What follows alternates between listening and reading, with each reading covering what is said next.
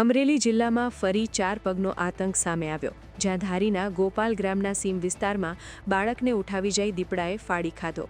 સવારે 9 વાગ્યાના અરસામાં સાહિલ નામના આ બાળકને તુવેરના ખેતરની બાજુમાંથી દીપડો ઉઠાવી ગયો હતો અને તેને ફાડી ખાધો હતો. બાળકને ગંભીર હાલતમાં હોસ્પિટલ ખસેડાયો હતો, પરંતુ તેણે દમ તોડી દીધો હતો. ત્યારે ઘટનાની જાણ થતાં જ ધારી એસીએફ સહિત વન વિભાગની ટીમ ઘટના સ્થળે પહોંચી હતી.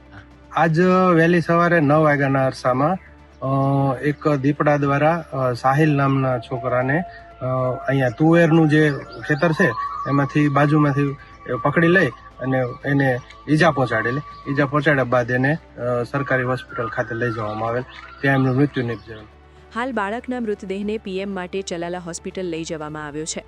તો વન વિભાગે અલગ અલગ જગ્યાએ 3 જેટલા પાંજરા ગોઠવી દીપડાને પાંજરે પૂરવાની કવાયત હાથ ધરી છે.